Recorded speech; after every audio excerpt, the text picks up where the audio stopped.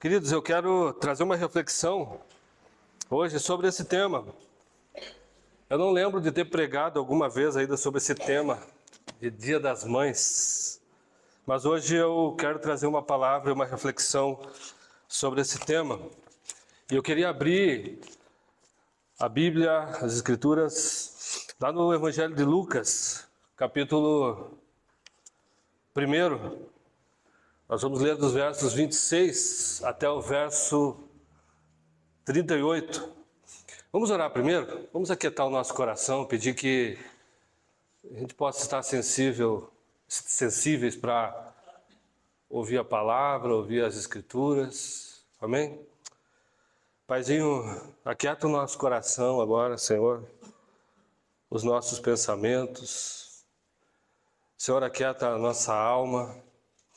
E que a gente possa, de fato, perceber Teu Espírito soprando entre nós, Teu Espírito falando. Que o Senhor esteja, Senhor, agora, Senhor, em nome de Jesus, sendo glorificado através desse momento, desse culto, Pai.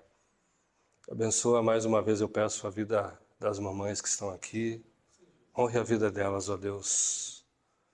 E, Senhor, que o Senhor possa abençoar essa comunidade, abençoar cada um que está neste momento aqui, ouvindo essa mensagem. Que o nosso coração esteja aberto, sensível, pronto para ouvir aquilo que o Senhor tem para falar, Pai. Em nome de Jesus. Amém. Lucas capítulo 1, a partir do verso 26, diz assim: No 6º mês, Deus enviou o anjo chamado Gabriel a Nazaré, cidade da Galileia, a uma virgem prometida em casamento a certo homem chamado José, descendente de Davi. O nome da virgem era Maria. O anjo, aproximando-se dela, disse: Saudações, agraciada, o Senhor está com você. Maria ficou assustada com essas palavras, pensando no que poderia significar essa saudação. O anjo, porém, lhe disse: Não tenha medo, Maria, pois você foi agraciada por Deus. Você ficará grávida e dará à luz um filho, e lhe porás o nome de Jesus. Ele será grande e será chamado Filho do Altíssimo. O Senhor Deus lhe dará o trono de Davi, o seu pai, e ele reinará para sempre sobre o povo de Jacó, e o seu reino jamais terá fim. Maria perguntou ao anjo: Como acontecerá isso, uma vez que sou virgem? O anjo respondeu: O Espírito Santo virá sobre você, e o poder do Altíssimo a cobrirá com a sua sombra. Assim, aquele que há de nascer será chamado Santo, Filho de Deus. Também Isabel, a sua parenta, terá um filho na velhice. Aquela que diziam ser estéril está no 6º mês de gravidez, pois nada é impossível para Deus. Maria respondeu: Sou serva do Senhor, que aconteça comigo conforme a tua palavra. E então o anjo a deixou. Amém e amém. Desde a minha adolescência, depois eu parei de ver essa revista. Eu não sei se vocês lembram, os mais antigos aqui, de uma revista chamada Super Interessante.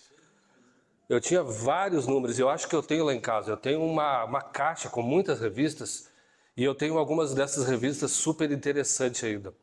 Eu comprava essa revista sempre, e sempre li essa revista.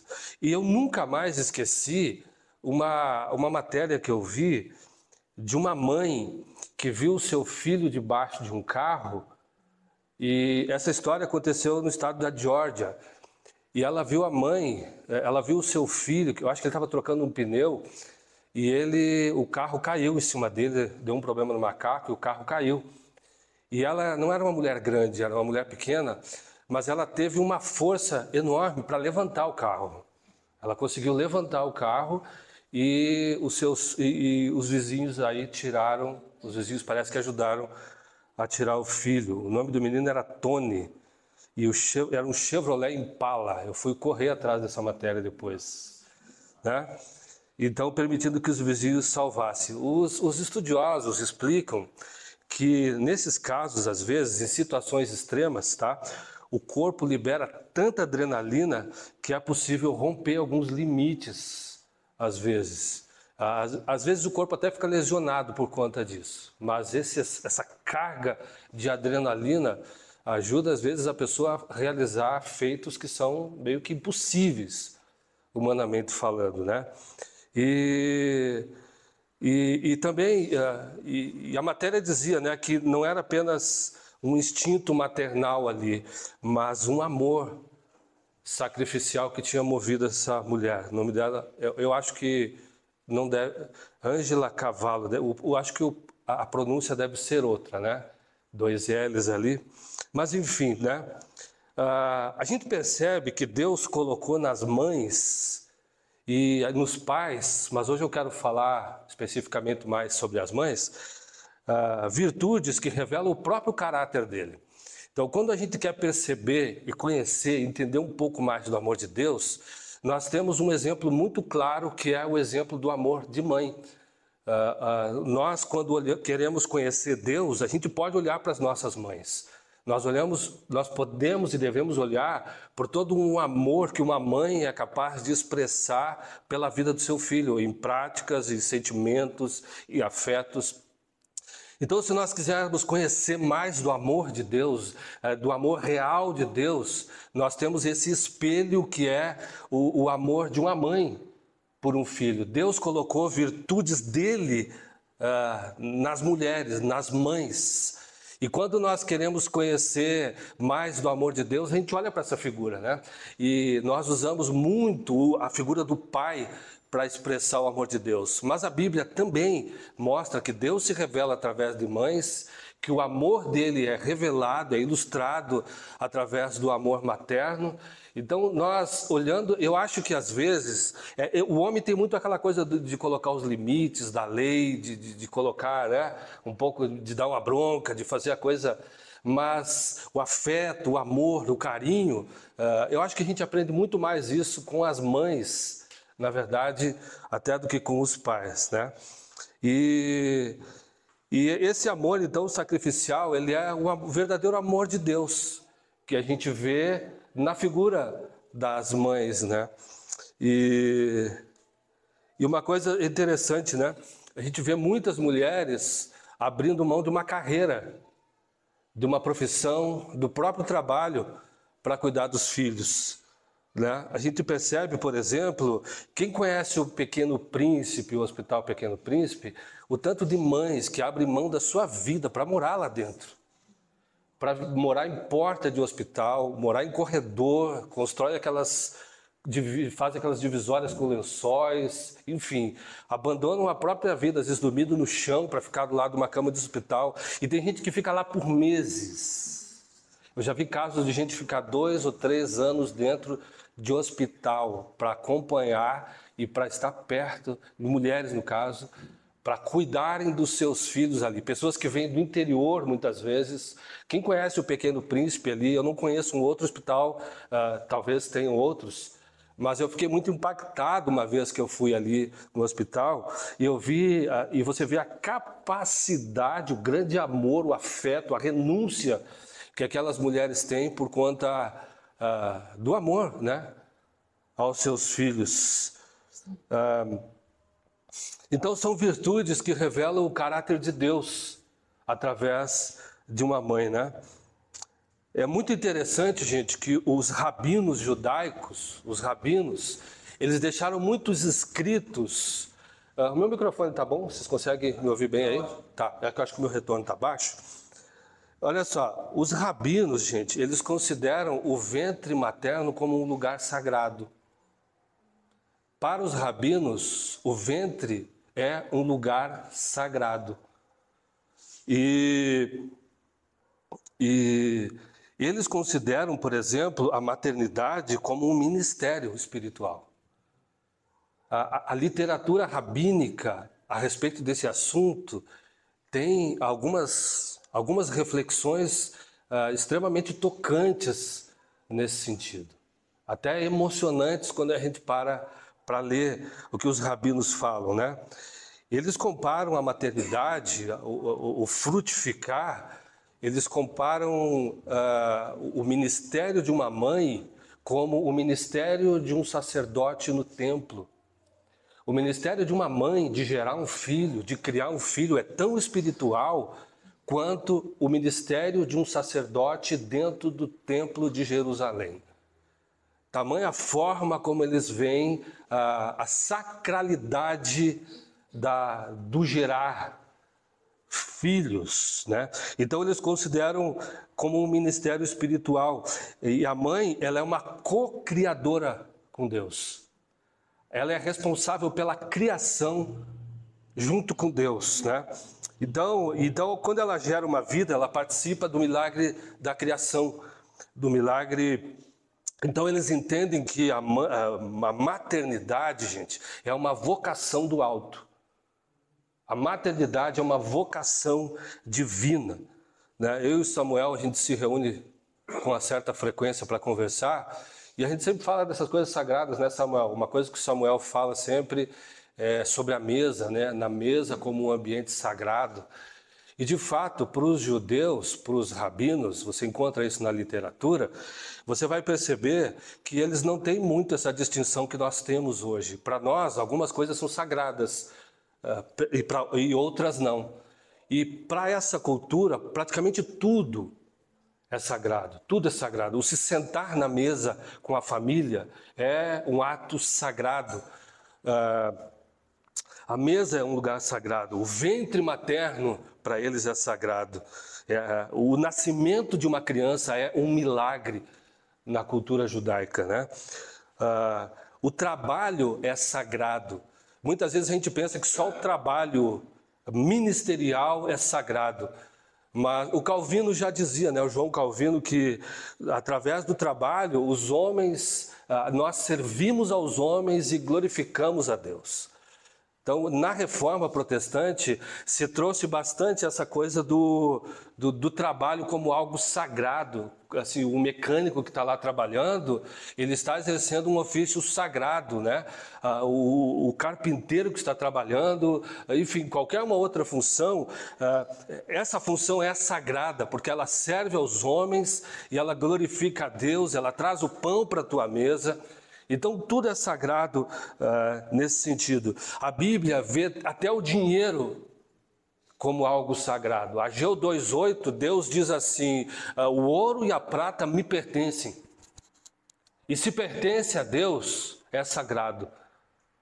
Então, até o dinheiro precisa ser visto como algo sagrado. Nós estamos vivendo uma cultura que... Bom, Jesus fala, né? Onde houverem 2 ou 3 pessoas reunidas em meu nome, eu estou ali no meio delas. Então, o lugar é sagrado. Esse lugar em que nós estamos agora é um lugar sagrado.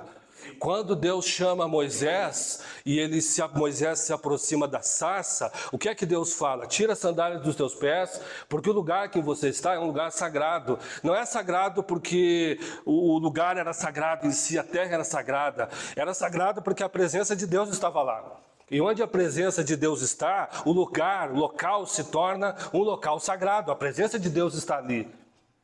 E aí nós, até fugindo um pouco do meu tema aqui, nós perdemos essa reverência, esse respeito por locais sagrados, por locais onde a presença de Deus está. Muitas vezes a gente está no local sagrado, porque a presença de Deus está ali, mas quem sabe fazendo qualquer outra coisa, alheios, correndo, indo de lá para cá, sem essa percepção da presença de Deus naquele lugar. Onde Deus está, o lugar se torna sagrado. Então, nesse sentido, nós precisamos trabalhar essa visão de que domingo de manhã eu vou para o culto, lá é sagrado, lá eu tenho o louvor, tenho a palavra, mas para nós, estar na academia é o sagrado. Nós temos saúde, nós podemos glorificar a Deus ali. Estar numa reunião de família, quem sabe até numa discussão, pode ser sagrado, porque ali você corrige rotas, enfim. E aí nós estamos nessa cultura que dessacralizou tudo. Dessacralizou. Você é um templo ambulante do Espírito Santo. Você já parou para pensar nisso? Onde você vai, o teu corpo é sagrado. Hoje em dia tem muito esse negócio de meu corpo, minhas regras. né? Para essas pessoas podem ser, porque o Espírito Santo não está nelas em alguns casos. Mas, se a presença de Deus habita em você, o apóstolo Paulo diz em Coríntios que nós somos santuário de Deus. Nós somos santuários ambulantes, nós somos santuários móveis. Imagina aqui quantos santuários estão andando pela cidade hoje. Templo sagrado, você já parou para se ver como um templo sagrado do Espírito?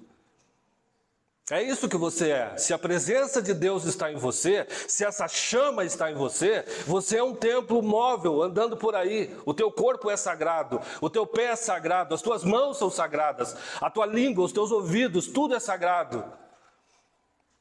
Mas a gente tem certa dificuldade com esse tipo de mentalidade, de valor. Você não acha? Nós precisamos entender essa importância de compreender isso. Maria, aqui nesse texto, então, ela recebe um chamado, um chamado duplamente sagrado.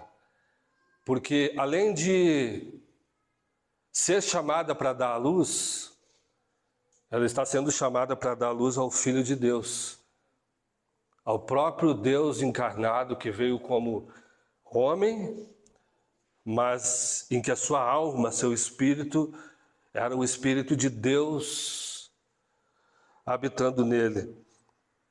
E o que eu quero trabalhar hoje são virtudes que a gente aprende através da maternidade e que a igreja deve imitar. Existem muitas coisas que nós percebemos na maternidade que a gente precisa trazer para a comunidade de fé, que a gente precisa trazer para o nosso estilo de vida enquanto cristãos. Jesus, gente, ele era filho de Deus e muitas vezes a gente acha que ele era um ET, um cara que veio pronto dos céus e habitou um homem que veio pronto dos céus e habitou no nosso meio. A grande verdade é o seguinte: Jesus tinha muito de Maria na sua vida. Eu imagino a influência que Maria deve ter tido na vida de Jesus. Maria, certamente, Jesus, muito do que ele praticou e viveu na vida dele, pode ter certeza, ele aprendeu com Maria. Deus não escolheu uma mulher qualquer, ele escolheu uma mulher piedosa, temente e obediente a Deus para gerar o Filho de Deus. E certamente no comportamento e alguns jeitos e algumas atitudes de Jesus, a gente pode ver Maria. Uma pergunta que eu faço aqui você já parou para pensar o quanto você tem da sua mãe em você? Ou do seu pai em você?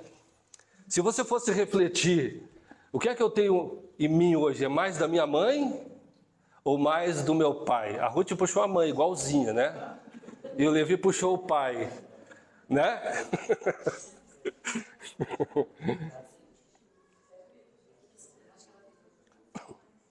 O que vocês acham? Olhando para a tua história, você percebe uma influência da sua mãe ou do seu pai, ainda que às vezes até não positiva assim? Nós carregamos essa herança e Jesus certamente tinha no seu comportamento, na sua vida, questões que ele viu no comportamento do seu pai e da sua mãe. E Maria certamente foi uma grande influência na vida de Jesus. Tanto que ela foi uma mãe presente a vida inteira. Você observa Maria, por exemplo, no primeiro milagre de Jesus, ela está lá. Quando Jesus multiplica água em vinho, Maria está lá. Aliás, foi Maria que deu uma cutucada em Jesus. Né? Você não vai fazer nada, não? Né? Maria estava lá no primeiro milagre. Maria acompanhou Jesus em algumas das suas viagens. Maria estava na cruz, vendo seu filho crucificado. Então ela foi uma mãe presente o tempo todo na vida de Jesus. E certamente Jesus praticou, viveu também muito aquilo que ele aprendeu com a sua mãe. Então é uma questão para a gente lembrar da influência que Maria teve sobre Jesus. E Maria era uma mulher de Deus, gente. Maria era uma mulher muito de Deus. E Jesus certamente se espelhou nela, na sua vida, no seu ministério, na sua infância, né? Agora, Maria nos ensina, como as mães nos ensinam, uma das primeiras virtudes que eu quero mencionar aqui, que a igreja precisa imitar nos seus relacionamentos, que a gente precisa trazer para a nossa vida pessoal, é esse amor sacrificial. Gente, ser mãe é sinônimo de sacrifício. Tem exceções, óbvio, mas ser mãe é sinônimo de sacrifício. O chamado para ser mãe, o chamado para a maternidade, é também um chamado ao sacrifício. E Maria sabia que ser mãe do Messias lhe custaria muito. Gente, uma coisa que eu fico pensando Maria não teve festa de casamento. Você parou para pensar nisso? Quanta coisa Maria teve que sacrificar. Era comum os casamentos terem festas e festas longas naquela época. Maria não teve festa de casamento. Por quê? Porque eles tiveram que fugir. Então Maria aceita um ministério assim. E o que ela faz? Depois de perguntar algumas coisas para o anjo, ela diz: aqui está a tua escrava, Senhor. Sua serva é um nome bonitinho, né? Mas o que ela quer dizer aqui está a tua escrava. E faça que se cumpra em mim conforme a tua palavra, conforme o que você está falando, né? Maria sabia muito bem das implicações que existiriam quando ela aceitou a maternidade, porque ela não era casada ainda. E Maria, vocês já ouviram falar isso com certeza, né? Maria poderia passar por apedrejamento, não era jamais tão comum isso nos dias de Jesus, mas poderia acontecer um apedrejamento. Imagina a desconfiança da família. O próprio José, Deus teve que enviar um anjo para falar com ele.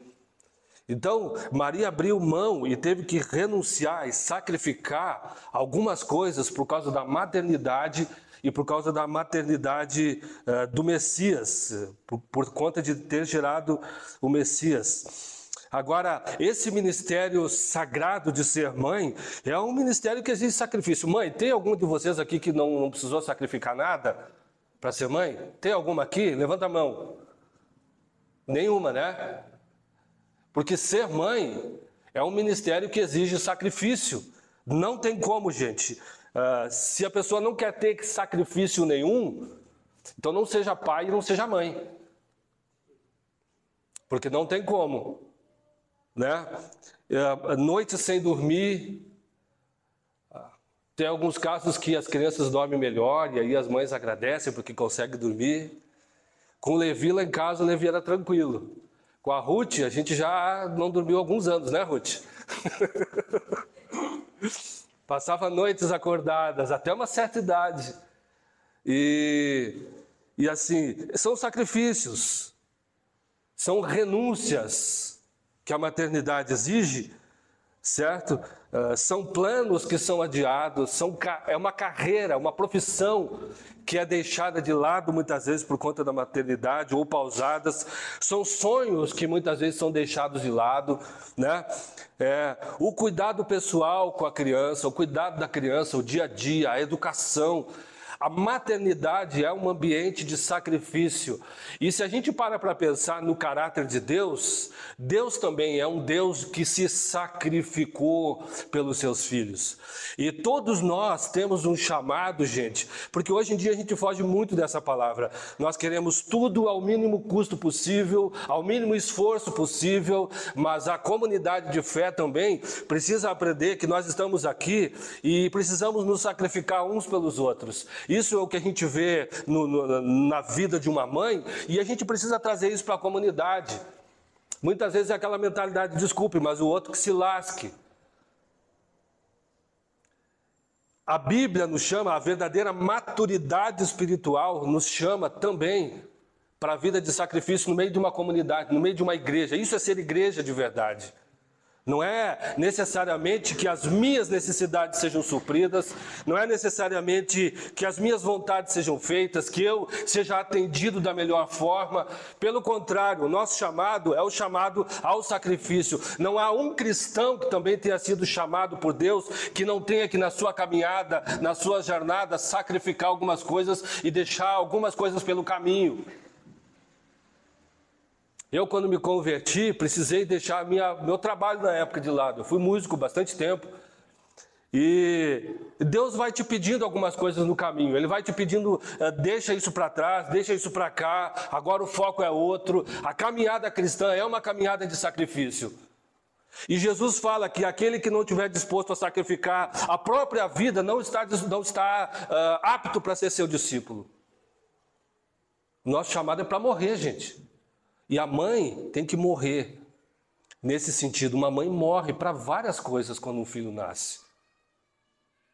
É um sentimento de morrer mesmo, de renúncia, nesse sentido que eu estou falando. O chamado de uma mãe é um chamado sacrificial, perdão. Agora com essa crise na Venezuela lá, e tem isso em vários outros lugares, na Ucrânia, em vários outros lugares do Oriente Médio, mães que deixam de comer para que os seus filhos tenham que comer. Elas não comem no meio dessas crises, para que seus filhos possam comer. Sacrifício, gente. E mãe faz isso, eu digo muitas vezes que o coração nem pesa. Faz isso com alegria, às vezes até com aquela satisfação dentro do coração de ver um filho comer. Ela não se importa de abrir mão de um alimento muitas vezes, né? Efésios 5:2 diz assim: andem em amor, como também Cristo nos amou e se entregou por nós. O Lutero dizia, né, que a gente pode ver Deus muito mais numa mãe do que numa multidão de sermões dentro de uma igreja. Nós podemos perceber e conhecer o amor de Deus muito mais na vida de uma mãe do que em muitos sermões pregados dentro de uma igreja. Isso é uma verdade, gente. Isso é uma grande verdade. Então esse amor, gente, sacrificial nos remete a Cristo e precisa nos remeter também à vida de uma comunidade de fé. A segunda questão que a gente observa na vida de Maria é uma renúncia. É uma renúncia, sacrifício. A outra questão é renúncia. Eu disse aqui que Maria não teve festa de casamento. Ela abre mão da sua reputação, da sua família. Ela abre mão de diversas coisas da sua terra, das honras, porque no meio dos judeus o casamento é uma bênção, uma grande honra, um privilégio. A maternidade é uma grande bênção, é um privilégio. Maria teve que abrir mão disso, porque a maternidade dela acontece de uma maneira diferente. Ela poderia ser acusada de adultério naquele momento. Uma noiva já poderia ser acusada de adultério. Se ela já estivesse comprometida com alguém, isso já era considerado adultério já no noivado. O adultério já poderia acontecer. Então Maria, naquele momento que ela diz sim para essa missão que ela recebe, ela está correndo sérios riscos. Ela tem que ter uma série de renúncias na vida dela. Talvez ela tenha conversado com o anjo mais tempo do que a gente percebe aqui no texto. Porque ela teve que processar, mas pode rolar umas pedradas, né? E a minha família, e meus pais, o que o José vai pensar? O que a família dele vai pensar? E os nossos vizinhos? E o nosso vilarejo lá, aquelas vilas pequenas, a comunidade toda vai ficar sabendo que eu estou grávida. Ela deve ter processado várias coisas na mente dela, mas ela disse sim, eu aceito, estou disposta a pagar o preço. Estou disposta a renunciar para ser um instrumento nas mãos de Deus para a salvação da humanidade, né? E Maria, ela acaba tendo que... Assim, esse ministério de mãe, gente, é um ministério em que muita coisa acontece nos bastidores. É um ministério sem glória, é um ministério sem elogios. É um ministério sem reconhecimento, porque muitas e muitas vezes os filhos não têm consciência, os filhos não têm, eles não conseguem perceber todo o sacrifício que uma mãe fez por eles. E talvez nós nunca vamos ter consciência.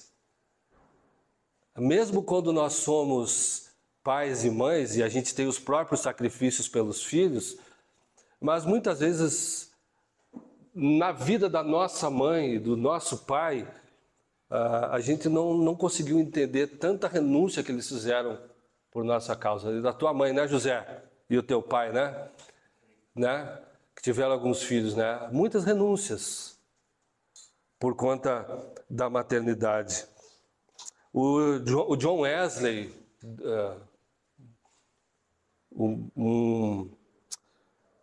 um metodista, o criador do metodismo, ele diz que muito mais do que ele era, ele devia à mãe dele.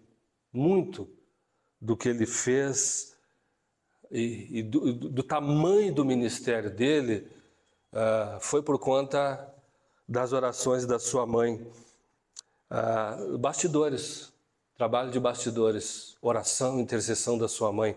A biografia da Susan Wesley diz que ela tinha 17 filhos e que ela orava individualmente pelos seus filhos e que ela separava tempo todos os dias para estar em oração pela vida dos seus filhos.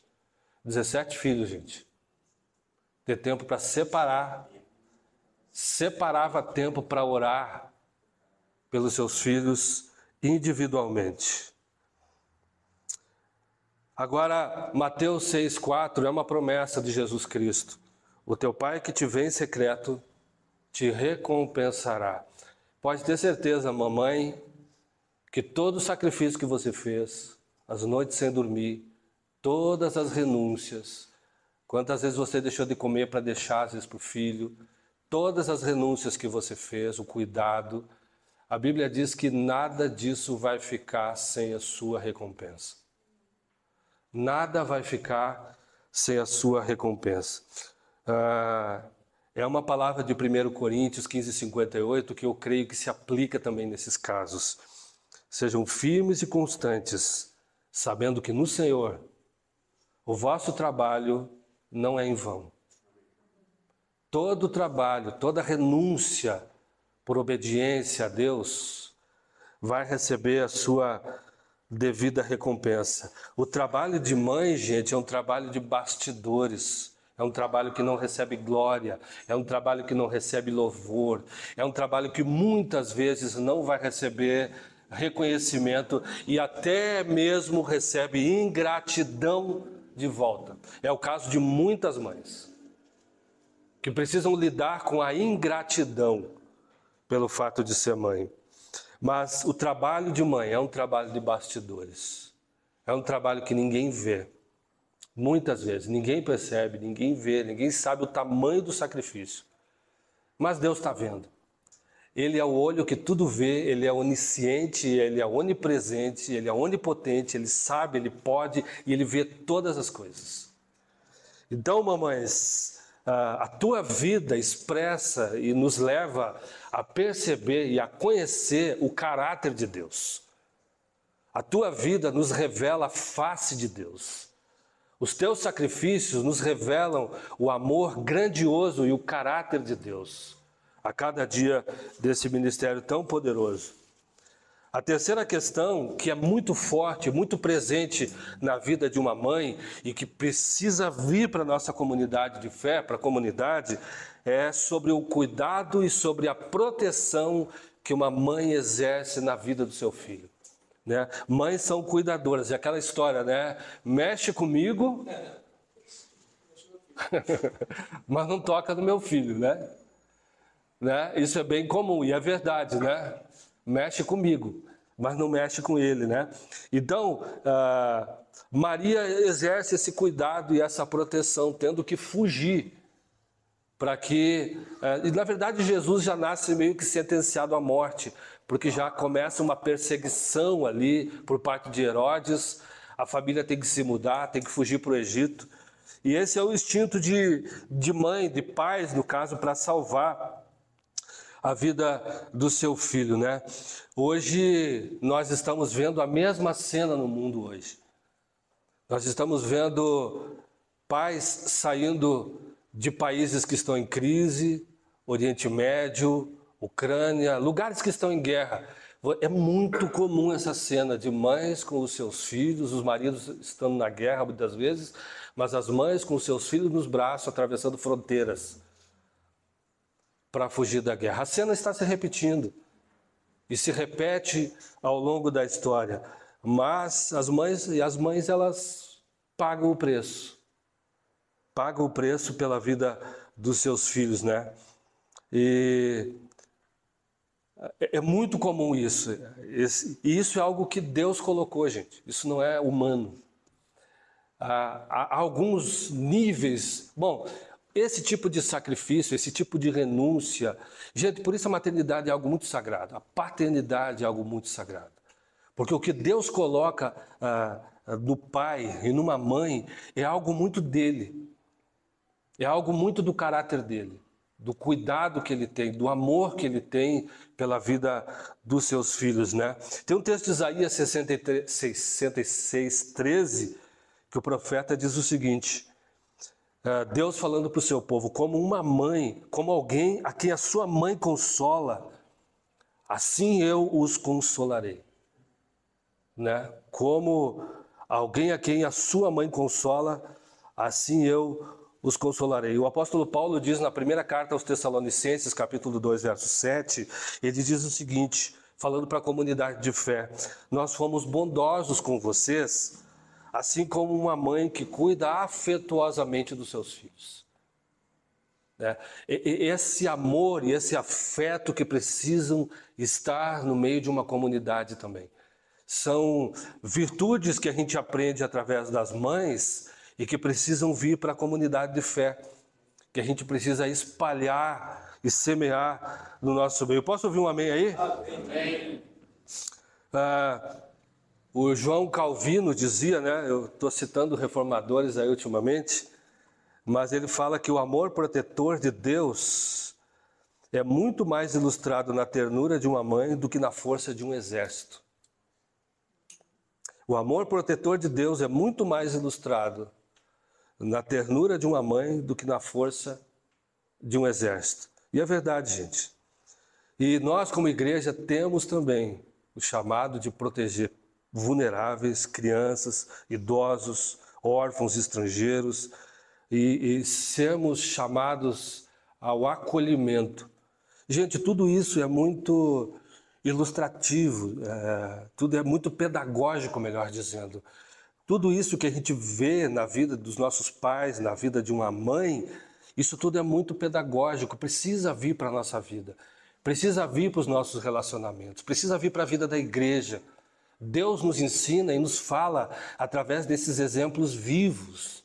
Deus não fala só através de um mandamento, através da letra escrita aqui, faça isso, faça aquilo. Deus fala conosco através desses movimentos, desses exemplos. Tudo isso é muito pedagógico para a nossa vida, para a vida da comunidade de fé. Eu vou aqui para o meu último ponto, tá? Uma das maiores virtudes de uma mãe, que é muito do coração de Deus, é a compaixão. Né? A compaixão é o sentimento que move o coração de uma mãe e o coração de um pai.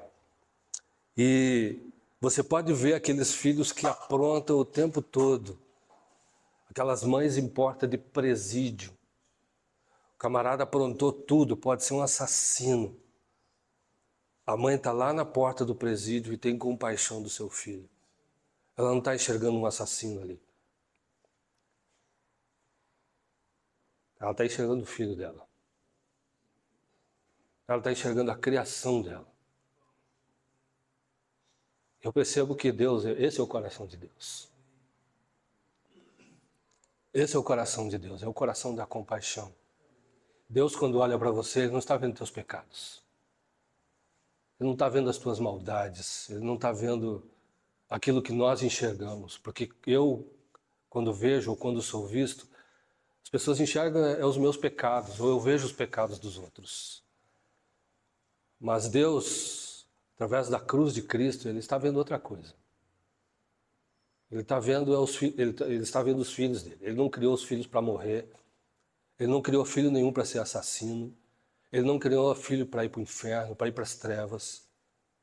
O coração de Deus, gente, é um coração de compaixão. E Jesus ensinou isso o tempo todo.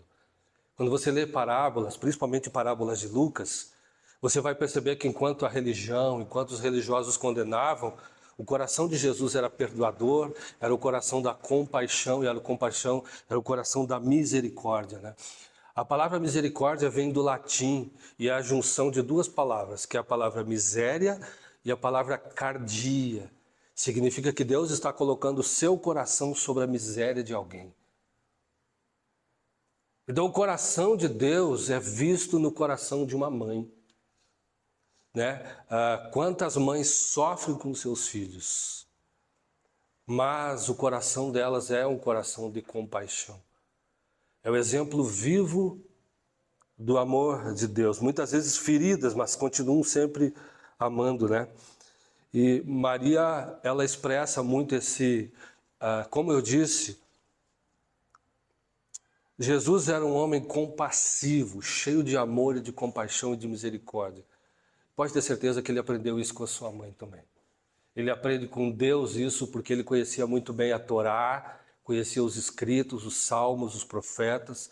Ele era um profundo conhecedor das escrituras. Jesus era um rabino.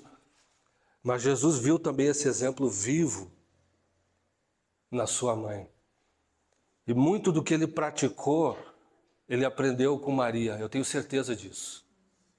O ministério de Jesus também era um reflexo do ensino e da vida da sua mãe ali com ele, né? Então, gente, o que é um cristão se não houver compaixão e misericórdia no coração dele? Pode arriscar essa palavra porque não é cristão. Uma das marcas do caráter de Deus é a compaixão e a misericórdia. Uma das marcas de um verdadeiro pai e de uma verdadeira mãe é a compaixão e a misericórdia.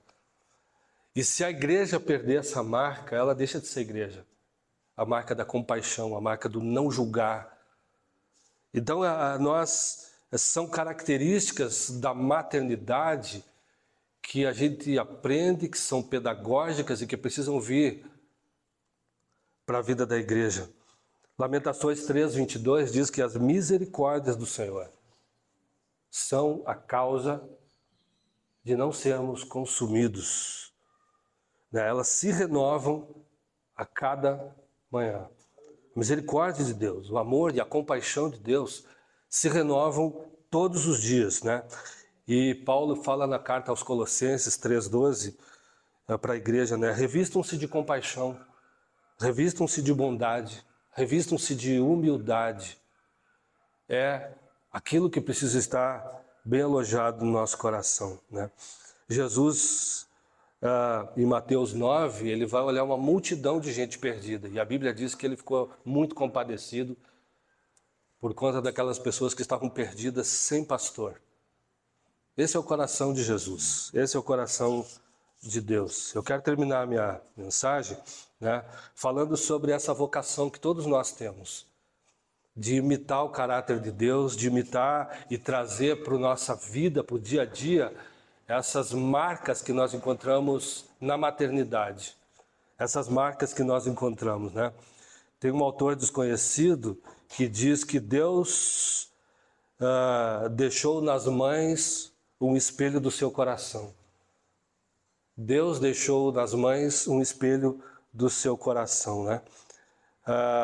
Quando a gente olha para Maria e a gente olha para tantas outras mães da Bíblia ou fora dela, nós vamos encontrar mães que oram por seus filhos, mães que se doam, mães que suportam dores muitas vezes em silêncio, mães que amam os seus filhos de uma forma com um amor que só pode, e a única fonte é Deus, né?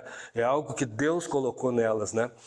E a gente precisa imitar isso, esse amor que renuncia, que protege, que não desiste, que anda mais uma milha, que se compadece, cheio de misericórdia. Mães erram e erram sim, pais erram e erram sim, tá? Eles não são perfeitos, mães cometem erros, pais também, nós perdemos a paciência, nós somos humanos, somos limitados, tá?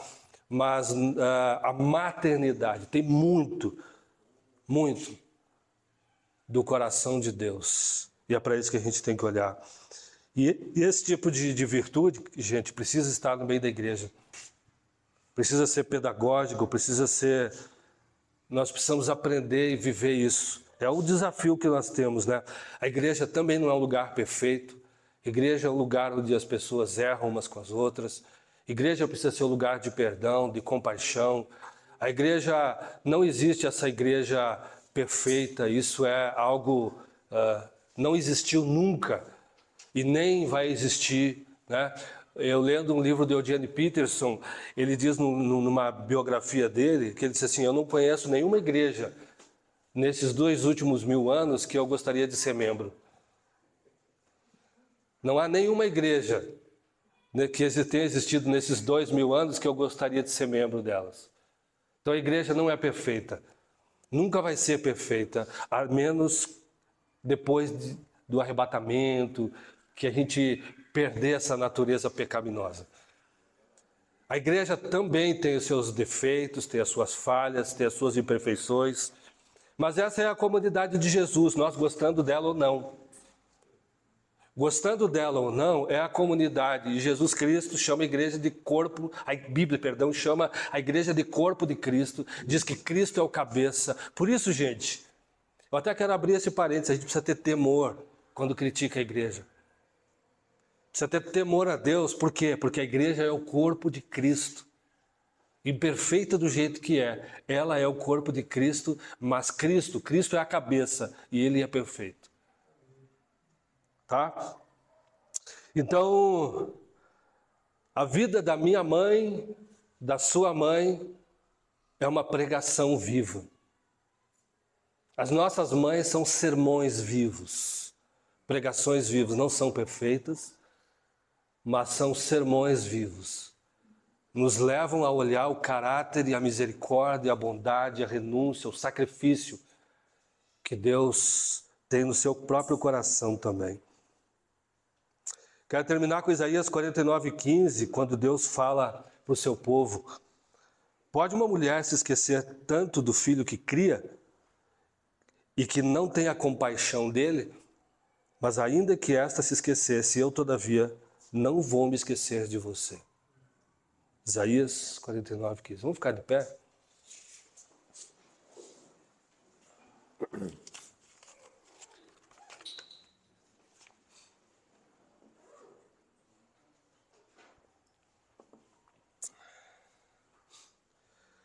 Senhor, muito obrigado. E eu quero pedir, Espírito Santo, que o Senhor aumente a nossa compaixão enquanto comunidade de fé, Pai. Que o Senhor aumente a nossa misericórdia.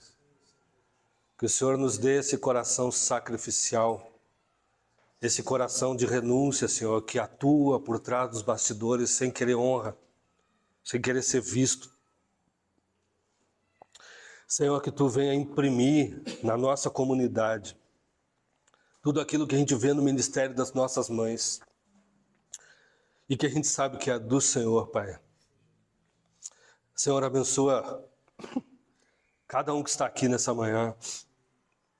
E obrigado porque o Senhor nos fala através de exemplos vivos das Escrituras, Senhor. Abençoa aqui, Senhor, a vida de cada um, especialmente das nossas mães, Pai. Senhor, muito obrigado. Muito obrigado, Senhor, por tudo que o Senhor tem feito, por tudo que o Senhor tem nos dado. Deus, se nós estamos aqui hoje, todos nós, é porque alguém cuidou de nós. Alguém amamentou, alguém trocou, alguém cuidou, alguém passou noite sem dormir, alguém renunciou à sua própria vida. Se nós estamos aqui hoje, Senhor, foi porque pessoas pagaram um alto preço para que pudéssemos estar aqui, Senhor. pessoas que choraram por nós, pessoas que cuidaram, que alimentaram, que educaram, que ensinaram, transmitiram princípios, transmitiram valores. Obrigado, Senhor, pelas nossas mães. Nós oramos em nome de Jesus. Amém.